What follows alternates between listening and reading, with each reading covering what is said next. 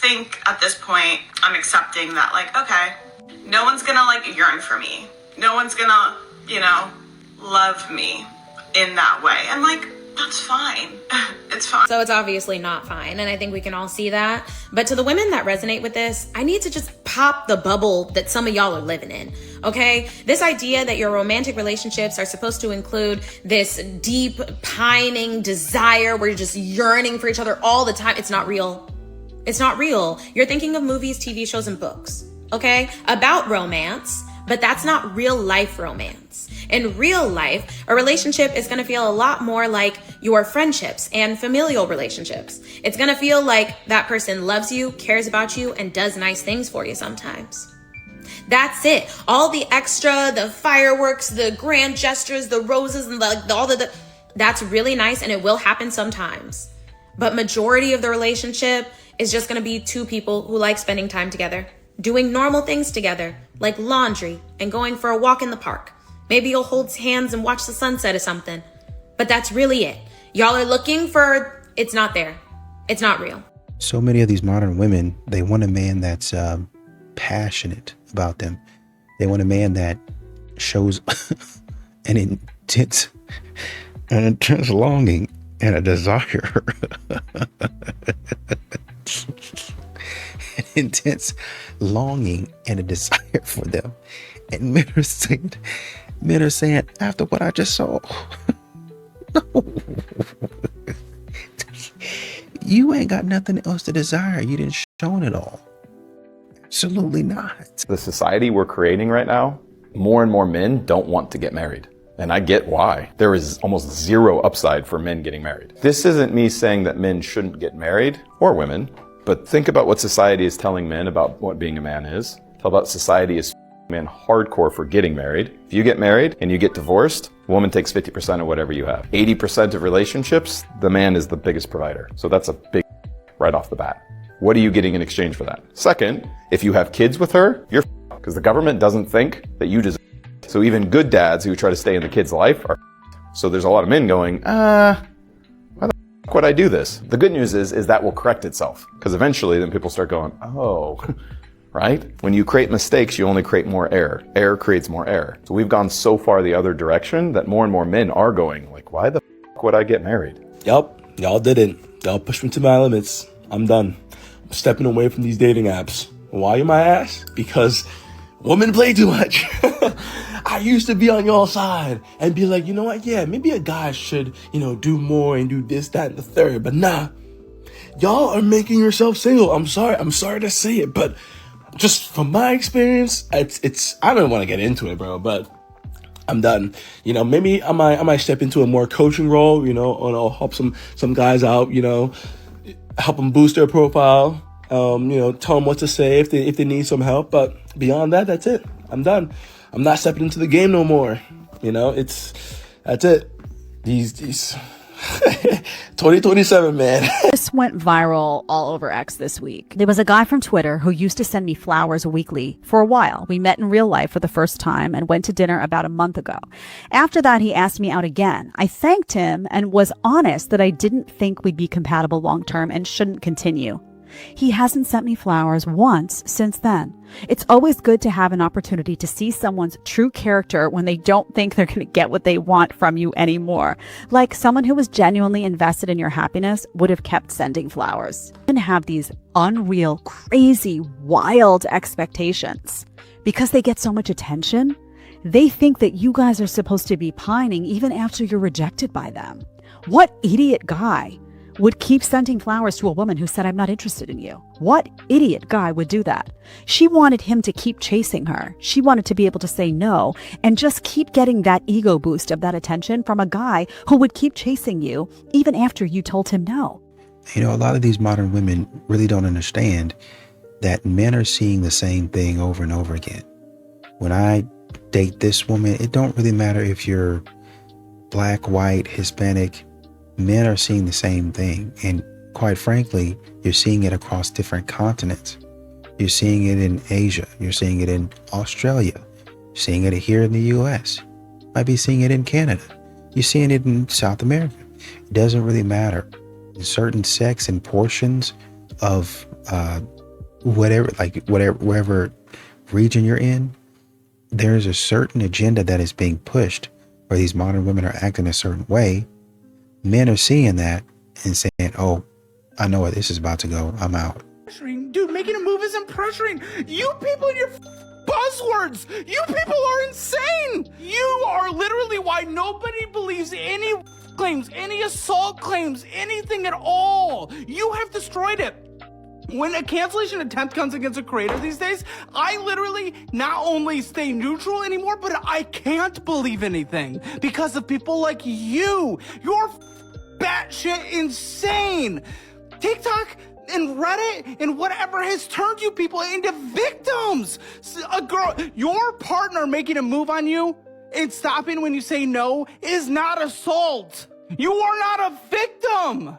No one believes anything anymore for real victims because of you. And this is 100% real. She's a real person. Is this show real? Yeah. What the are we doing? You've ruined it for everyone. I don't believe a single claim against anyone anymore. And it's because of you. And there's like 40,000 TikToks and Reddit posts, like people like you every day. If a man has no friends, pay attention. If he has a small circle, please do not get it twisted. It's not a red flag. That is a man who has mastered himself. A man with a small circle understands that quality has always mattered more than quantity. They don't need an audience to validate their worth. Their confidence is internal. One thing you'll realize is it doesn't fluctuate based off of who claps for him. Type of men are comfortable alone because they know their self-worth. They're selective with their time, their energy, and who they give access to. And don't assume that that's isolation. That's discipline. These type of men avoid gossip. They don't do drama. They don't entertain meaningless connections. They protect their peace because they work so hard to build it. They know what they want and they move accordingly. So ladies, when you meet a man that has a small circle, please do not assume loneliness. That's not isolation. That's self-mastery. And men like that are very hard to replace. A lot of these modern women are feeling that men are not really investing. They're not engaged. The experience, the meeting, us being here on the date, it kind of feels flat, right? And while I understand, you know, if you come out there, you should probably try to put your best foot forward, right? But you have to understand, men are reading you. They're watching you. And they're saying, oh, here we go. Like you say something and the man is like, because y'all think y'all are the only ones that do that. And the man is saying, oh, here we go again. He hears a certain thing or he sees a certain thing, sees a look, you know, maybe you're wearing something and you're like, oh, here we go again. It's going to be a long night. Why are women attracted to bad boys if you have this particular dark triad of traits? Well, there are two things. So one is that they do often have characteristics that women do find attractive in mates. So these guys are often very self-confident and they're often risk-taking. And so women find guys who are brave in the face of danger, willing to take risks, physical risks or social risks, like telling a joke to an entire room at a party is a social risk, but also physical risk, driving motorcycles. These guys often have traits that are attractive to women, but they're especially attractive to younger women. Why is that? I think part of it is inexperience. The high dark triad guys are disastrous as long-term mates, but they can be sometimes very exciting as short-term mates. And sometimes younger women, they're new in the mating market. They engage in experimentation, as they mature, get some more experience, they want to settle down into a long-term committed mateship. And the high dark triad guys can be very exciting as short-term mates, but disastrous as long-term mates. Hey, single ladies over here, sometimes I wish I was just like, wow. It's okay. At least your husband's hot. How long have you guys been married? What did he do wrong today? He works too much. I'm sure you're not complaining when you're sitting in that plush home, are you? Those highlights aren't going to pay for themselves. And you have bangs, and I know you have to fucking cut those every 3 weeks, so that is not cheap either. Okay? Can we say thank you to the hubby? And a lot of these modern women, you know, they want men to continue to audition for a role that, quite frankly, Chad and Tyrone didn't even have to try out for. Chad and Tyrone, y'all know those actors and actresses, they don't even have to show up to the audition. They already got the part. That's what's happening with a lot of these Chads and Tyrones. They don't even have to audition. You got the part. Sold. He don't put no energy into it. But then you got Chad and Tyrone over here. You just give it up. A man's gonna find out about that. And when he finds out about that, how do you think that's gonna make him feel? Not very good.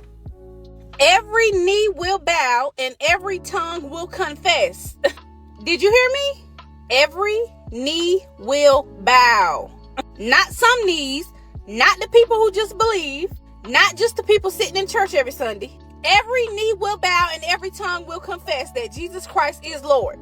Whether you believe in him or not, whether you obey him or not, whether you live right or not, the day is coming and every excuse will be silenced. Some people spend their whole life debating God, mocking God, ignoring God, rejecting God. But there is a coming day when faith is no longer required because his glory will be undeniable. And on that day, every person will stand before him. Not before social media, not before friends, not before family, before God. And every one of us will be judged for how we lived, what we did, and what we did with the truth we were given. Because every knee will bow and every tongue will confess. Okay? So if he's not texting you back or texting you at all, do this. Also, women, if you like this content and you're having trouble dating, join my free community where I teach you how to date the right guy. And also get over on these games guys play. First off, I want you to go buy yourself a gift and I want you to post it on Instagram and say, "This is so sweet." And I guarantee you text you back. Actually, don't do that. But stop being so available to guys that barely even know you and not make them work. Stop texting guys first. Stop doing it. Men are meant to hunt. They are meant to pursue. In the early stages, what you can't do is keep giving him your attention. Go out and go do stuff. Go out and have a life and text him whenever you can. If you're texting him right then and there, that gives him the indication that he already has you. That is not what you want to do. You want to create the sense of, okay, I'm a busy woman. I have going on in my life. And you, sir, are not the top priority right now. Even if you like him a lot. Because as soon as they think that they have you, they're going to let go of the gas. You don't have to text right away. Text whenever you can. Because it's going to, in his mind, he's going to think like, okay, what guy is she with? Who is she with? As toxic as this is what dating in 2024 looks like. Stop trying to give everything you have and mirror his actions. You calling the police, bitch, you ain't never gonna have no good luck. I'm looking at you right now. The that called the police, that was mad and did that faggot. What made you like the man? What made you like his pimping? What made you like what happened, bitch? What happened? What happened, ho? But whatever would happen, bitch, you walk away, bitch. But wouldn't that be a woman taking accountability? That would be a woman taking accountability. Take accountability. Rare. They don't. Extremely It's rare rare. that I take accountability. If I did something wrong, I'ma say it. She's a 10, but she has pronouns in her Instagram bio. You see, I regard the 1 to 10 scale as only physical, so it wouldn't technically affect that, but it would mean that you shouldn't date her seriously. You should not, take her seriously in a romantic context, and you should not, commit to her. Why not? Because clearly she doesn't align with family-oriented values, and she aligns with a gender ideology that was specifically designed to undermine the family. So, if you guys just want to have fun or have a good time and you're cool on that level, that's one thing, but you wouldn't want to, marry her or date her seriously. It wouldn't work. I can't pay the rent this month. Can you just do overtime or something on the weekends? You want me to work overtime on the weekends? Yeah, I don't want to have to go back to work. Every comment, every thought, every ideology you had and you were going to put in the comments section, you should have towards yourself. Do you feel that feeling? Hold on to it. Hold on to that rage. Hold on to that anger, because that's how men feel every time you open up your mouth. This is a female brain inside a male body, and you just now, just for a fraction of a second, understood what men have to deal with all day, every day. It doesn't feel good, does it? Would you like to feel like that 24/7? Every reasoning, every justification, everything you were going to say to degrade that man, you immediately use to degrade you, because this man is you. Black women, if we are the beauty standard, why do we continue to wear wigs and weave that look nothing like our real hair? This motherfucker said, definitely not the beauty standard. Apparently my long blonde hair is becoming the beauty standard. Look at this shit right here. How these type of women feel about black men compared to black women is like night and day. And that's how you know this don't have nothing to do with black men. I think she just jealous of black women. So she wanted to make sure y'all know y'all definitely not the standard she believes she is. They believe they better, and it just proves it because she has a black man. That's why when you look at her emoji, it's a black man with a crown and a white woman with a crown. She think that's what it's supposed to be like, but then it say fire penis because that's what she really see him as. That's all that nigga is to her fetish. But you know, the Christian emoji plus the devil fucker emoji, like all this crazy shit. Like the bells should be ringing. She put the cancel emoji on the bell. Be quiet about that. Again, it ain't a problem with her being confident, but I just get the feeling that don't have nothing to do with it. I think she always thought she was better than black women. So anytime she get a chance to prove it, she'll make it be known. And then having a black man will help her do that, I guess. Subscribe to my YouTube, Planet Reality. Women give men a million reasons to look elsewhere with their attitudes. So women got it twisted because women think that since they're beautiful and they have that they're the goddess of the universe and that men should just be happy to be with them. But that what you don't understand is come a dime a dozen nowadays. It's free because women are so emotional. It don't matter what you did. All the way up until the moment she's mad. When she mad, it don't matter what you did. She'll destroy everything because she didn't get her way in these 5 minutes. This is what women do in relationships. And then they say, happy wife, happy life. Mm-hmm. That's narcissism to the 1000th degree. Mm-hmm. But women don't think they're narcissists. Why do men care about a woman's body count? Because they're insecure. That's what you think? Or, I mean, because if their body count is high, but a girl's is high also, why would they be mad? Do you think men and women are the same or different? Well, obviously there's differences between men and women, but in that sort of sense, if a man can have with 100 people and not be called a slut, then why can't a woman? Women get laid easier as opposed to men. You're saying that guys are easy, so it's easier for a girl's body count to be higher? Yes. You could go to any guy right here and be like, hey, what's up, daddy? And he'd probably be like, oh, like, are you trying to go back to my dorm or? Right, but why would that be the woman's problem? I'm not saying it's a woman's problem. No, I'm saying like your question, like, isn't it easier for us to have so why is it so shocking that we'd have a higher body count than a guy? It's not the fact that it's shocking. It's just that that's part of the reason why men care about it. Because. Oh, so they're mad because they don't get any play, but a girl gets play and they're like, ooh. Back to insecurity every time. I'm very attracted to short men. Why not? I'm a short woman. And the thing is, when you're a short woman, short men look at you differently. Like, they're not just looking at you like, you're my type. They're looking at you like, you're my chance at a normal life. And I love that look, you guys. It gets me going, you know? Like, a tall man will look at you like, I'm gonna buy you a drink. A short man will look at you like, I'm gonna build you a house. Where the countertop's real low. Just chopping veg at a comfortable height. Get your stuff from my house, please. Please come get your stuff. What did I leave over there? That sock. I don't want it. You can throw it away. I'm not throwing away a mother thing, dog. That's your favorite sock. Why would I do that? Then it'll be some other. Cause you ain't gotta worry about me calling no more. I just need you to come get your. You just want me to come over there. Please come get this sock. And I tell you one thing, if you don't come get this mother sock, I will bring it to you.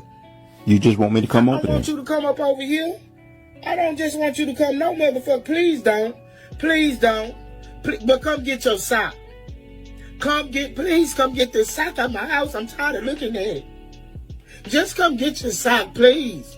I just don't like the way you talk to women sometimes. Like, there was one girl on the podcast, she was like low key, and you're like, okay, low key next. Just like dismissing her. I don't know. It sounds like it doesn't take much at all to trigger you. Like, how do you get through life on a daily basis? No, I'm actually an empowered woman now, and I actually don't accept people talking to me like that, and I don't like seeing women treated like that either. But what if you're just being a...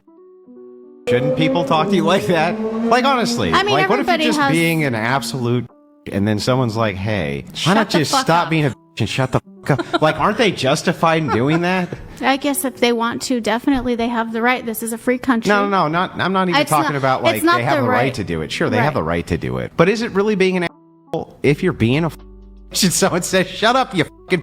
Like, isn't that reasonable and rational? I don't think so. Why not? Every woman and her mother wants a masculine man until a masculine man shows up. Because the idea of a masculine man, a strong, powerful, confident man who leads, that sounds good in theory. But living with and being led by that kind of man is much different than just imagining him. A masculine man isn't just strong when it's convenient for you. He is consistent. He has boundaries, he has direction, and he's not going to bend every time you get emotional. And that's exactly where the confusion starts. Because a lot of women say they want a man who leads until he actually starts leading. And now decisions are being made, standards are being set, and not every feeling gets to control the moment. A masculine man isn't going to argue about every little thing. He will listen to you, he will consider you, but he's not going to let your chaos run the house. He protects his peace, and that's his job. Sometimes that means saying no. Sometimes it means walking away from nonsense. Sometimes it means standing firm when somebody, you, is pushing for drama. Y'all know it's crazy. The way y'all are treating these men out here, I know for sure y'all wouldn't want somebody treating your son like that. Because I wish somebody would treat my son like he's just a trick. Like he just supposed to come out paying bills or picking up somebody's check. No. Ain't nobody simp ass. You ain't slow. You do that for somebody you love, you like, you want to really pursue. Not just for some random girl that you just met. No, that take time. And y'all know it take time. And if it was your son, you'd be like, don't fall for what that girl giving. Like you would tell him, you would warn him about it like you, which is crazy work. What I know is my son ain't gonna be out here being played. We got people feeling like they supposed to come out first week paying bills. No, baby. Because if he do that for every woman, then you're not special. You're not special. He just got the funds to be able to do it for everyone. But anyways, I'm your girl J Monique, and Sue can play that game right. Make sure you like, comment, and share to a friend that needs to hear this. The number one thing your man needs from you, and if this doesn't come from you, he'll look for it elsewhere. By the way, I'm Ashley Lima, and I teach women how to bring out the alpha in their man. So if you like stuff like that, follow me. Now, if your man doesn't get this from you, he will go looking for it somewhere else. Not necessarily in another woman, but in work, in hobbies, in his friends, because something inside of him is starving. The easiest way to meet this need is simply by the way you speak. When we nag, complain, and criticize, what he's hearing is, "You're not enough, you have failed, and I do not appreciate you." That pushes him away and tears down your home. But when we speak with softness and kindness, even the simple please and thank yous or greeting him when he comes home, he feels that on a deep level. Honor and respect. He needs this like food and water. And a wise woman knows this is her secret superpower. Your words can either rot his bones or be the wind in his wings. If you want to start becoming the woman who builds her home up instead of tearing it down, comment guide for a link to my ebook, The Words He's Been Waiting For. So with me, I establish what I want from the beginning. We're talking or whatever the case may be, we decide to get serious. I let him know you may not live with me and I may not live with you, but you have to be responsible for some type of bill in my household. It doesn't have to be the mortgage. It doesn't have to be my car note. You don't have to know what bill you're paying, but I need to see how you're going to show up if we're going to take this thing seriously, because eventually I'm going to be dependent on you, not 100%, but I'm going to lean on you as my man. But you know why you can do that though? You have a house. Like most, I get y'all men feel like y'all don't want to do for a woman what she's not doing for herself. I get that. That's so what I'm saying. I mean, if a guy's to step to you, they have to already come prepared, knowing that, all right, she already has this house without me. She built this life without me. So essentially he has to just come into your life and be a man. Right. You need to stop simping. Those of you who don't know what that word means, it's basically a nice guy that like sends out compliments to someone online that that woman has no interest in having a intimate relationship with that guy. And so what do these guys do? They like say all of these like nice things about them because they somehow believe and think that they're going to get their attention, and therefore they're going to have some type of established relationship, which is most of the time it never happens. Right? So you need to stop simping, guys. You need to reserve all those compliments, all those beautiful, uplifting, edifying words for that woman that truly wants to be with you. The woman that reserves her time, her space, and her energy just for you. That's the woman that you need to be complimenting. That's the woman you need to be uplifting. That's the woman you need to strengthen and edify her heart and her mind. That's the woman you need to spend your energy on. Not some random chick or some woman that is like flaunting her body and like whatever, all these things online. That woman doesn't care for you and probably doesn't even think about you. All she wants is attention from random people for whatever reason. There's probably some deficiencies in her that she's trying to fulfill but can never be fulfilled because, well, she's looking for it in the wrong place. Why is dating as a widow such a challenge? I have some thoughts. Most people can begin to understand the grief, right? The despair, the depression, the hurt and pain that comes with losing your person. But what a lot of people don't understand, and I had to learn myself, is that there's also a complete identity shift. When you lose the person who your life is centered around, that you can't stay the same. So I tell people that widowhood is a midlife crisis. Yeah, it can happen at any time, but the outcome's the same, is that by the time you get through that journey, you are not the same person anymore.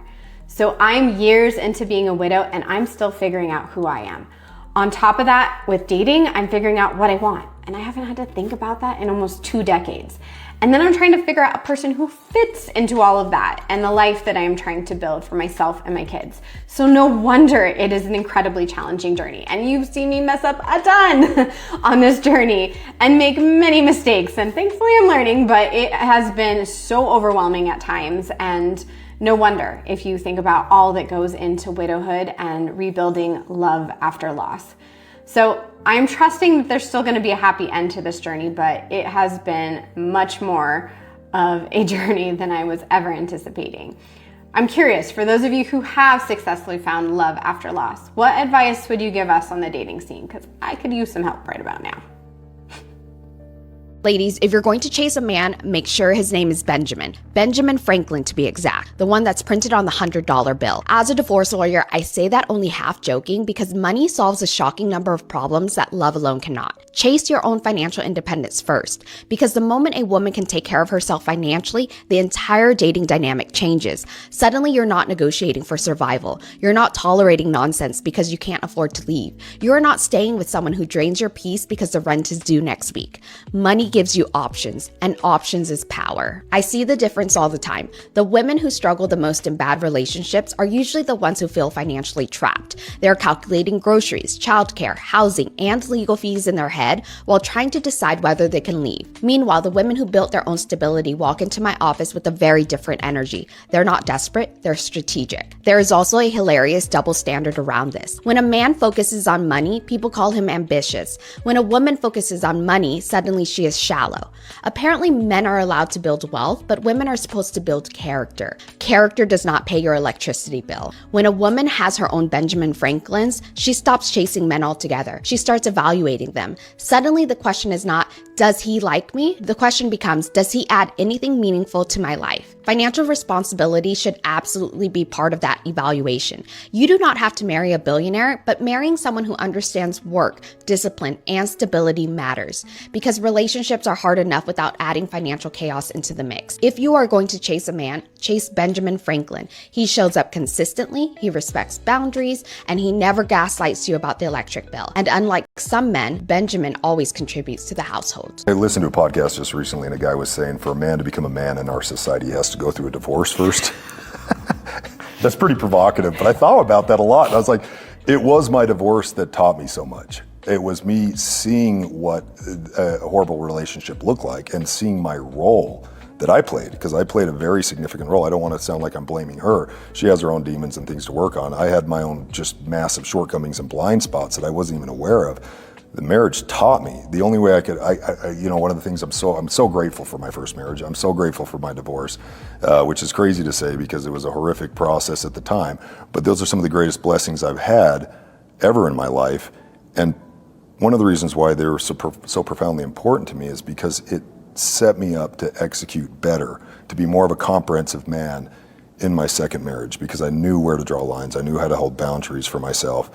And I knew generally how to lead and manage in that relationship way better than I did in my first marriage. Yeah, now my hope is that statement that a man has to go through a divorce to get, what was it again? A man has to go through a divorce. To become a man. To become a man. Now my hope is that we can change that a man can become a man without having to go through a divorce. Chief Keef, this is your last chance, otherwise I'm gone forever. You have 10 minutes to let me know.